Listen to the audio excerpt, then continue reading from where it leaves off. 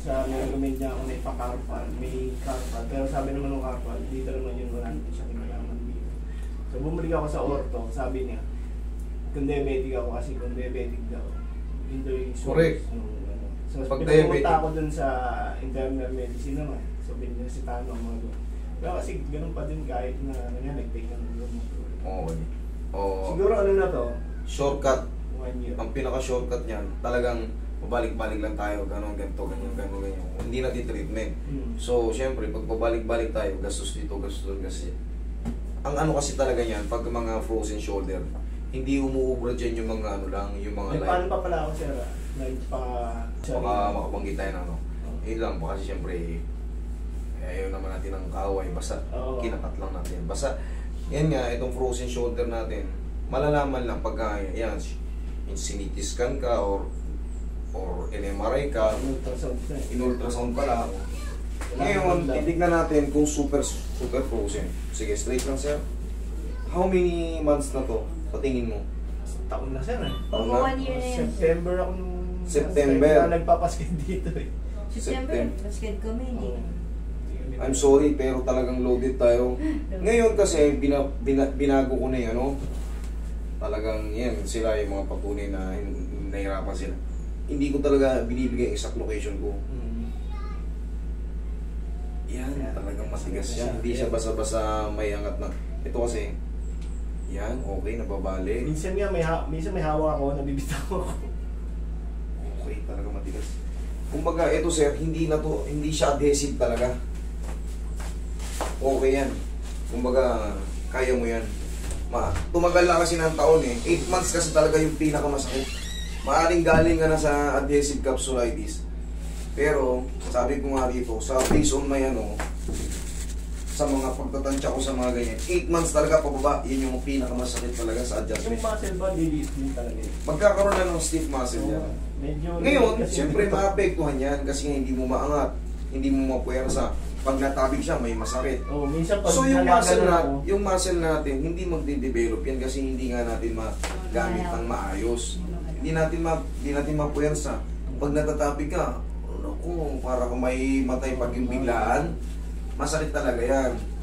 Siyempre, libo na kayong pumunta sa akin. Halos sa kada ano ko, may content automatic, may frozen shoulder. Dumadaan sa akin yan, pero kita nyo naman na-address natin yan. Pero ito, dito sa assessment ko, lumampas ka na ng 8 months, kaya mo na yan. May pain siya, pero kaya mo na. Hindi na siya yung talagang, diba nakikita ko, iba na may bilipit pa yung paa. Mga 3 months, 4 months, 5 months, naku, masarap yung adjustment niya. Pero treatable yun. Yes. Tapos pag isa tulog, minsan natatagyan ako shit. Nag-iisip ako. Yan ang mawawala dyan, mawawala yan. Kayang-kaya natin. Relax lang.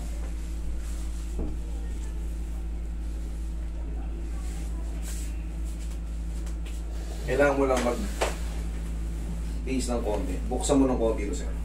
Imamassage ko muna para sigurado talagang konti lang yung pain na mararamdaman ni sir. Kasi medyo ano yan, talagang may... Balik mo na kaya. May pain to ng konti. Pero kayang-kaya naman ni sir yan. Mukhang nagbawan naman si sir ng 10 kilo na kasama. Para lang mawala yan, sir. Kasi ito, kita mo araw. Ay naman araw-araw mo itong tinitiis. Eh, kita mo naman taon na. So, magantay pa ba tayo ng 1 taon? Isahan na lang. Ouch! Mamaya. Maganda na ang pakiramdam nyo. Sa mga susunod na araw, paganda ng paganda. Tapos tuturuan kita ng mga stretching, mga exercise mo para hindi ka na pabalik-balik. Sa bahay pa lang, natitreat mo na. Kasi hindi umubra yung mga gamit niya eh. Umubra eh. Pansamantagal. Mahal pa. Ay, ikaw talaga. Hindi kayo bibigyan ng generic nun para makapang. Hindi ko, hindi ko. Oo, relax lang. Pero kita mo hindi kami nag-work. Relax lang. Ganun mo lang yan. Kaya mo yan. Oo, taba ka naman. Nakakadakot. Ano pa lang ngayon, ginalaw. Hindi pa, wala pa yung... Palalambutin ko pa lang yan. Ay! Yan. Hindi naman ito nakakatakot. Kaya yan, sir. Relax lang. Relax ka lang. Yan.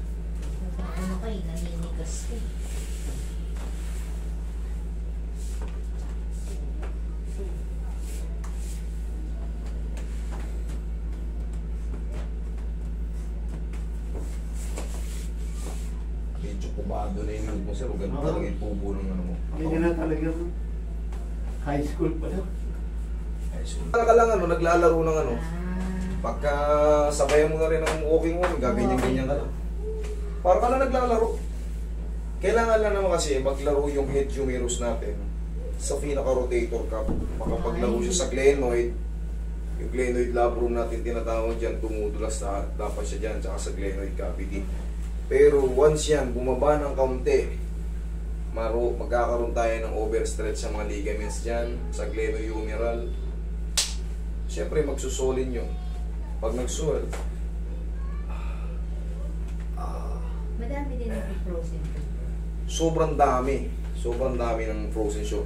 Tignan nyo yung video ko dyan, halos 11,000 siguro, nasa 5. Halos. Yung mga na-cover may kasi yung iba hindi nagpapa-video. Alam nyo naman, may mga private person. Yan ako, session ako, may frozen shoulder na ano eh.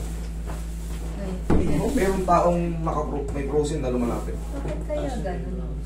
Sabi nga nito, sabi ng doktor sa inyo, diabetic ka ba? Diabetic ako. Meron kasi yan, ayon sa pag-aaral, 90% ng diabetic person binibisita ng mga frozen shoulder. Binibisita talaga. Okay, kaya pag kayo yung mga diabetic, yung nakakaramdam na ng mga shoulder pain, paano nyo nakagad para hindi na mag-frozen? Okay, inhale, exhale. Kasi yan, pagka ginising kayo, hindi na kayo patutulugin yan. Parang kumikirot namin, parang kinukot-kot yung buto nyo. Ganun daw ang parang lang yan. Yung loob, parang kung kinagano nyo nyo. Kirot. Tapos may natatapos, yun nga, yung tuturo ko sa'yo, para ka lang nagro-rowing. Okay, final shot na to. Okay, relax lang. Thank you. Ganun lang, sigaw mo lang ganyan. Yan, okay yan. Mga 30 seconds lang naman yan.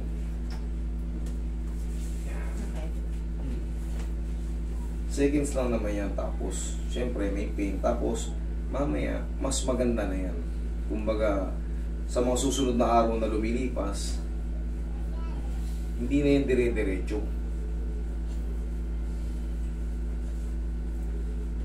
Sarap ba, sir? Sorry, pero talaga, kahit manood kayo sa mga ano, sa ibang mga nag-a-adjust, ganyan talaga. Basta sinasabi ko sa inyo, pag may frozen shoulder kayo, magbaon kayo ng 10 kilo lakas na loob kasi mapapalaban talaga kayo sa adjustment yan. Pero yun nga, kailangan mapaintindi sa inyo na saglit lang yan, hindi yan dire-diretso katulad ng napilay ka. Napilay ka ngayon, habang patagal ng patagal, pasakit ng pasakit kasi namamaga. Hindi, ang adjustment na ano, saglit lang. May pain, aray. Pero habang tumatagal, gumagaan na siya. Yan, para maintindihan. Tapos ganito yung magiging stretching nyo sa umaga. Yan. Lakasan nyo. Ganyan. Oh. Kita mo yung changes naman. Kanina ayaw eh. Mahigpit. Pero ngayon, kahit pa paano, may pain siya nung una, pero yun talaga ang treatment niya. Nung nag-gym ako, malakas ako sa shoulder eh. Kaya hindi na ako... Pero ngayon, ang ano niyan, push up ka muna para Hindi ako makarecover. pwedeng mag... Yung, hindi, pahabulin pa natin to. May iiwanan niya ng kanan mo kasi domi. Okay? Kanina ayaw eh. Oh, sino ngayon ang ano? Oo nga siya. Nakinabang? Hindi kayo. Thank you. Okay, thank you so much. Ayoko na.